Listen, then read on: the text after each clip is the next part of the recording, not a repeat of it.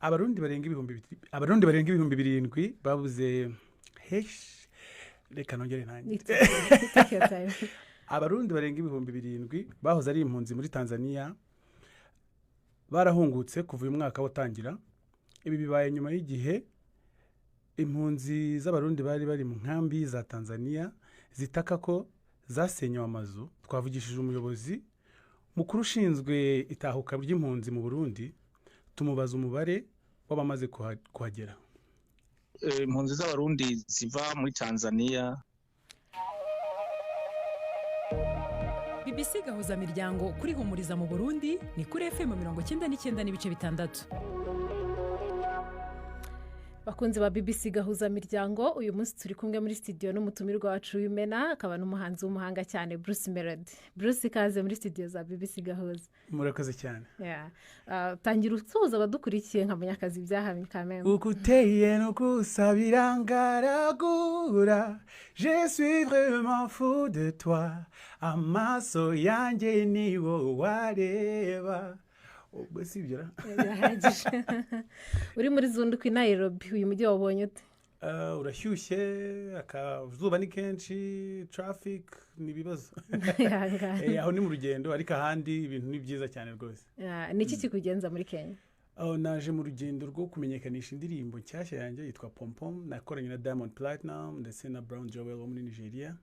Urebye nibyo biri kungenza. Uretse ko wamamaza iyo ndirimbo, se hari imishinga ufitanye n'abanyakenya? Cyane bafitanye imishinga n'abanyakenya batandukanye, abahanzi ndetse n'ibigo bicuruza umuziki hano. Ubwo nabyo mbikoreramo nyine bikagenda bihura.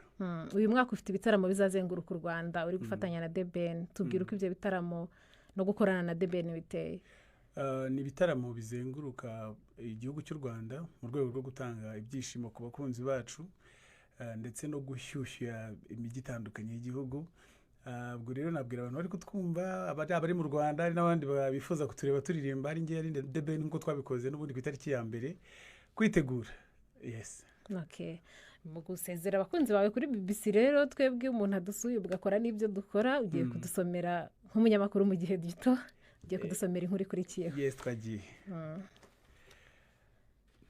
Abarundi barenga ibihumbi birindwi babuze hesh reka nongere nanjye. Take your time. Abarundi barenga ibihumbi birindwi bahoze ari impunzi muri Tanzania barahungutse kuva uyu mwaka watangira. Ibi bibaye nyuma y'igihe impunzi z'abarundi bari mu nkambi za Tanzania zitaka ko zasenyewe amazu. Twavugishije umuyobozi mukuru ushinzwe itahuka ry'impunzi mu Burundi tumubaza umubare w'abamaze kuhagera. Impunzi z'abarundi ziva muri Tanzania, eka mbere ndetse n'ahandi mu bindi bihugu ziriko zirataha. Mugabo kuva umwaka utanguye turiko turakira cyane cyane abavuye mu gihugu kibanyi ca Tanzania.